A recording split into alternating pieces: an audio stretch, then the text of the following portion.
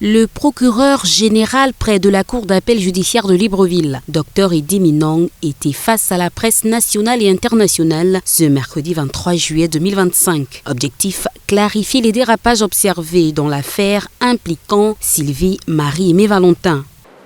Sur le premier point, je voudrais rappeler qu'au terme des dispositions de l'article 143 du Code de procédure pénale, la mise en liberté provisoire peut être demandée à tout stade de la procédure par l'inculpé, l'accusé ou son avocat et en toute période de la procédure.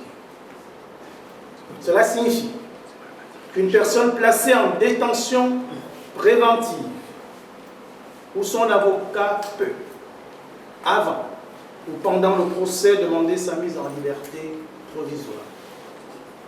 En dépit donc de la gravité des faits ou de la lourdeur des charges, le juge d'instruction, la chambre d'accusation ou la juridiction de jugement peut faire droit à cette demande. Si les conditions indiquées par l'article 132 du Code de procédure pénale sont réunies.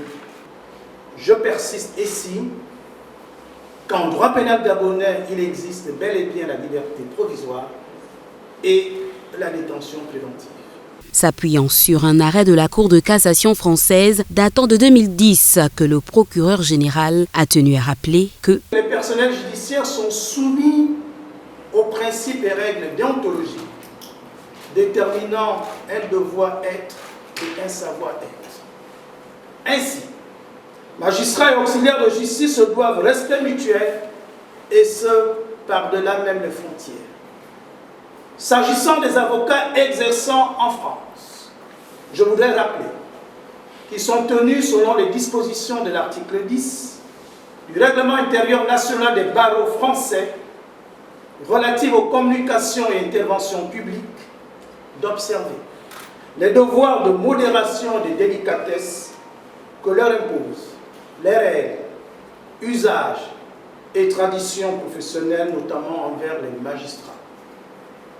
Dans ce sens, la Cour de cassation française a précisé dans un arrêt daté du 14 octobre 2010 que si l'avocat a le droit de critiquer le fonctionnement de la justice ou le comportement de tel ou tel magistrat, sa liberté d'expression n'est pas absolue.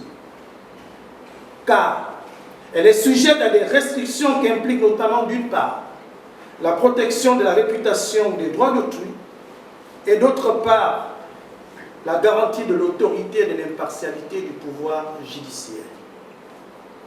Si alléchant soit-il, les honoraires des clients ne doivent pas faire oublier à un avocat qu'il doit, en toutes circonstances, faire preuve de délicatesse, particulièrement lorsque sa qualité d'avocat est connue. Précisons que le docteur Eddy Minong aura voulu par cette conférence de presse recentrer le débat sur les textes et principes de droit, tout en défendant l'honneur et l'indépendance de la justice gabonaise dans un contexte de tension et de critiques virulentes.